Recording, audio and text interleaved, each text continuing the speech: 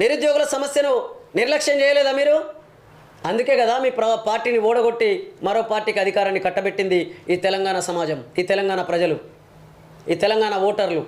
కాబట్టి ఇప్పటికైనా బుద్ధి తెచ్చుకోండి. మీరు మాటలు బంద్ చేయరు. ఫస్ట్ మీరు బంద్ చేసి ఎవరైతే నిరుద్యోగులు ఉద్యమాలు చేస్తున్నారో వాళ్ళకు వెనక ఉండి మీరు వాళ్ళకు సపోర్ట్ చేయండి. నిరుద్యోగ అవకాశాలు ఏ విధంగా కల్పించబడతాయో ఆ దిశగా ప్రభుత్వానికి మీరు లేఖల ద్వారా కావచ్చు మీరు సద్విమర్శలు చేయండి.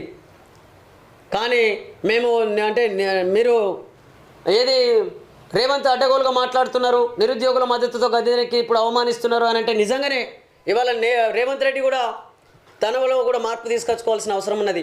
నిజంగా నువ్వు ఒక ముఖ్యమంత్రి అయి ఉండి ముఖ్యమంత్రి బాధ్యతాయుతమైనటువంటి పదవుల్లో ఉన్నటువంటి మీరు ఇవాళ మీరు మాట్లాడుతున్నటువంటి పద్ధతి చూస్తే కూడా రేవంత్ రెడ్డిది కూడా కరెక్ట్గా లేదు. ఏమంటాడు ఆయన?